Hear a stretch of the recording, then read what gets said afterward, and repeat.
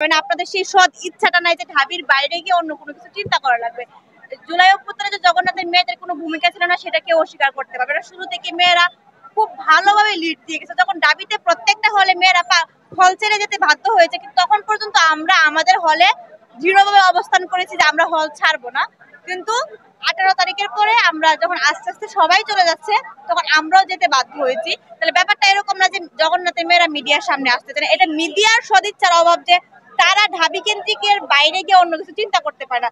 তাদের যে মানসিক যে একটা কি বলবো মানসিক যে তাদের যে একটা তাদের যে গন্ডিটা যে ছোট সেটাকে আরো বড় করলাম না। কিন্তু এই যে আমাদের যে ঢাবি কেন্দ্রিক যে একটা সিস্টেম, আমরা যে বিগত 16 বছরেও যে আমরা দেখে এসেছি ব্যাপারটা, যেমন ছাত্রলীগ, ছাত্রদল, যে প্রেসিডেন্ট সেক্রেটারি হোক পুরোটা ঢাবি কেন্দ্রিক। এই যে আমাদের যে ঢাবি কেন্দ্রিক যে একটা চিন্তা ভাবনা সেটা আমাদেরকে দূর করতে হবে এবং যে আসলে যোগ্য ব্যক্তিকে যোগ্য স্থানে বসাতে হবে। এই জন্য আমাদের দরকার যে আমাদের যে 16 বছরের যে একটা সিস্টেম, ঢাবি কেন্দ্রিক যেটা সিস্টেম পরিচালিত হচ্ছে, আমাদের সর্বপ্রথম ওই সিস্টেমটাকে ভেঙে ফেলতে হবে। এবং এই সিস্টেমটাকে যদি আমরা, হ্যাঁ অবশ্যই আমি বৈষম্য মনে করি। কারণ দেখেন জগন্নাথে ফার্স্ট অফ অল কোনো হল নাই, ছেলেদের তো একটা হল নাই, মেয়েদের একটা হল আছে, তারপরে সেটার মধ্যে পর্যাপ্ত কোনো ক্যাপাবিলিটি নেই যে মেয়ে স্টুডেন্টদেরকে ধারণ করবে। এবং এখন আপনারা পাচ্ছেন না সেটা বলা যাবে না, আপনাদের সেই সৎ ইচ্ছাটা নাই যে ঢাবির বাইরে গিয়ে অন্য কোনো কিছু চিন্তা করা লাগবে। জুলাই অভ্যুত্থানে যে জগন্নাথের মেয়েদের কোনো ভূমিকা ছিল না সেটা কেউ অস্বীকার করতে পারবে না। শুরু থেকে মেয়েরা খুব ভালোভাবে লিড দিয়ে গেছে। যখন ঢাবিতে প্রত্যেকটা হলে মেয়েরা হল ছেড়ে যেতে বাধ্য হয়েছে, কিন্তু তখন পর্যন্ত আমরা আমাদের হলে দৃঢ়ভাবে অবস্থান করেছি যে আমরা হল ছাড়বো না।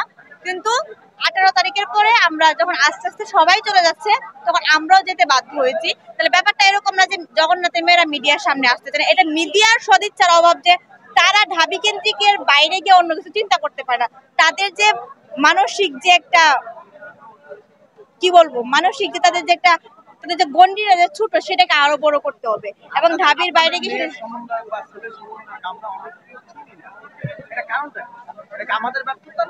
এটা অবশ্যই আপনাদের ব্যর্থতা। আমি আমার জগন্নাথের ভাই বোনদের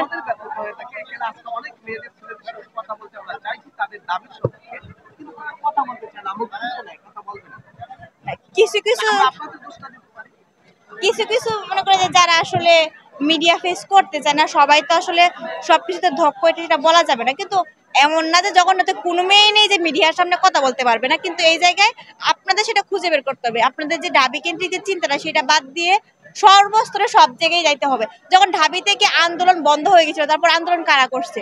প্রাইভেট ইউনিভার্সিটি। আপনারা কখনো গিয়েছিলেন ওইখান থেকে কোনো উপদেষ্টা পেয়েছেন? পান নাই।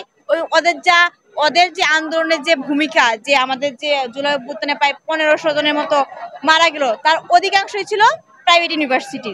কিন্তু তাদেরকে কি সেই পর্যাপ্ত সম্মানটা দেওয়া হয়েছে? দেওয়া হয় নাই। সেটা পুরোটাই কোথায় ছিল? ঢাবি কেন্দ্রিক ছিল। আমাদের সিস্টেমটাই আমাদের মস্তিষ্কে এরকম ভাবে তারা এটাকে প্রেরণ করে দিয়েছে যে যা হবে পুরোটাই ঢাবি কেন্দ্রিক। তো আমিও মন থেকে আশা করি যে এই যে আমাদের যে ঢাবি কেন্দ্রিক যে একটা সিস্টেম সেটা যেন খুব তাড়াতাড়ি রিমুভ হয় এবং যার যেখানে যোগ্য স্থান তাকে যেন ঠিক সেই জায়গাটাই দেওয়া হয়, সে ঢাবি হোক বা অন্য কোনো কিছু। আমার নাম সাদিয়া সুলতানা লিলি।